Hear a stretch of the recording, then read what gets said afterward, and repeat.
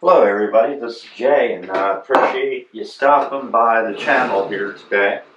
We have a bunch of stuff on the table here, and some of it is pertinent to this conversation that I'm having today, and some of it is not, and it's only because it's pretty cool to look at. But today we're talking about gimbal cameras, and gimbals in general. So, there's a few different types of gimbals on the market today. I happen to have some DJI stuff. I have a Ronin. Uh, this is the Ronin S2 Pro with the carbon fiber arms. And this is what you would buy and mount a camera like a DSLR or a mirrorless type of hybrid camera you would mount on here, and that would stabilize the footage. So that's the one kind of stabilization system, and there's motors in each one of these. So that's able to pick up and basically maintain stability for your camera that way.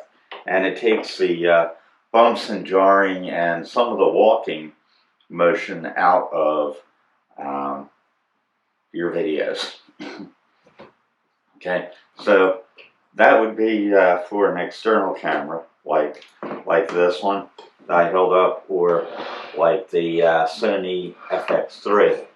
But you know what? There's really good IBIS, which it's called in the industry, which is in-body image stabilization. Most of these cameras, like this one and the other one that I held up, have IBIS built into them, and there is image stabilization in the lenses also, which is very, very good.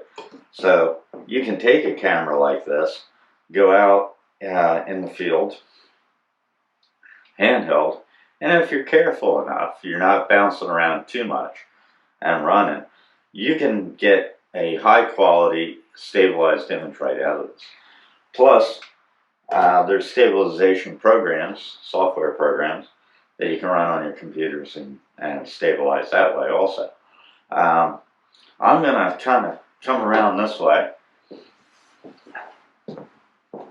and I usually apologize at this point in the game where I've been having respiratory problems, so if I cough or sound a little croupy, I do apologize. Now the other kind of stabilizer is like this one, and this is a handheld, and it's a DJI Go, I think it is. It may not be called that. It may be called the DJI Pocket, and this is a stabilized camera gimbal with the camera built into it, which is pretty cool. And the neat part of this is you can remove these little camera systems or little control systems, and you can plug in something else. So if I want to plug in and use my cell phone as a monitor,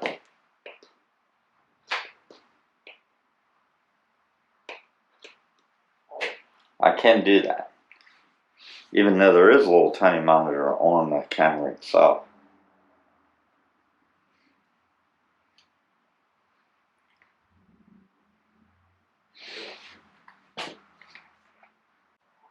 See if I can't get into the app on here. And that's becomes a monitor, and there's no SSD card in my camera, it says. But now that becomes the monitor, and if I turn the camera around,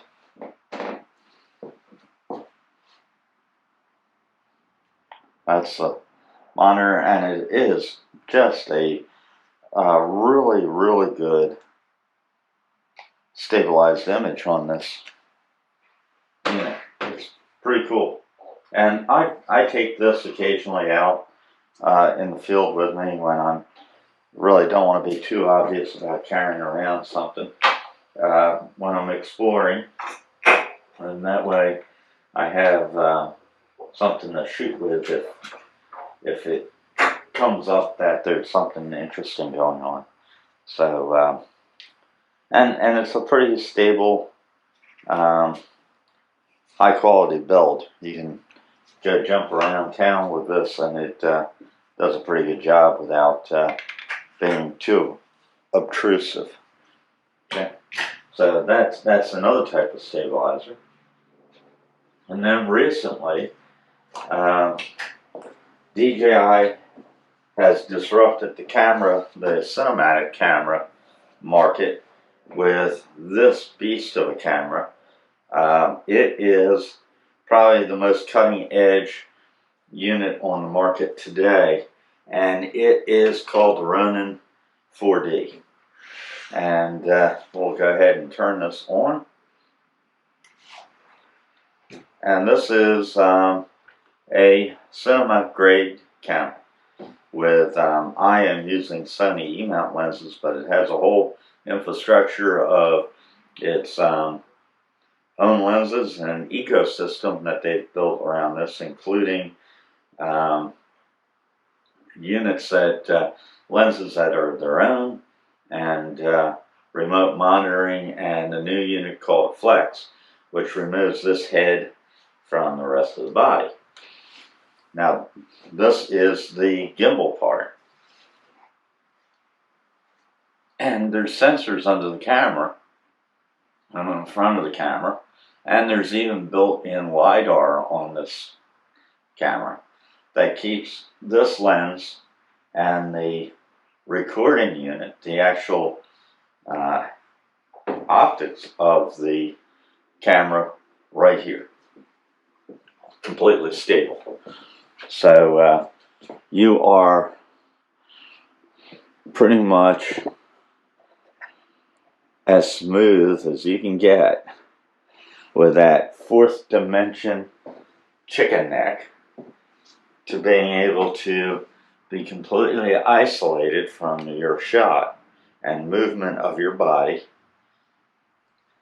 and get ultra smooth footage with this camera.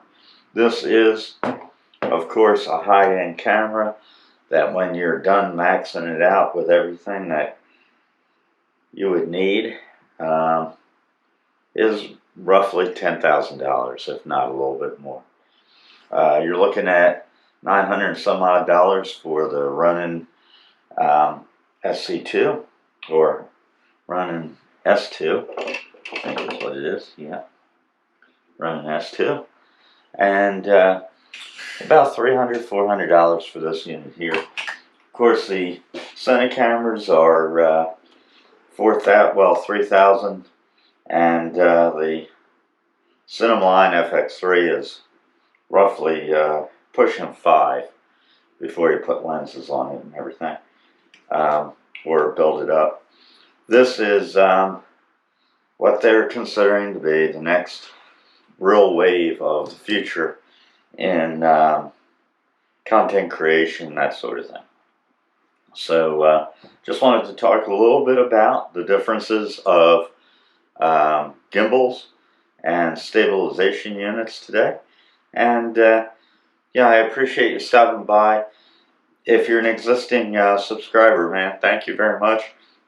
If you just stumbled across this video to talk about the Ronin or something along those lines, please think about hitting the subscribe button and the like button. It means a lot and helps the channel grow considerably, and allows me to do more and more video in the future. Thank you very much for stopping. I'm Jay, and my channel's Jay Weldy. Take care, everyone. Thank you for stopping.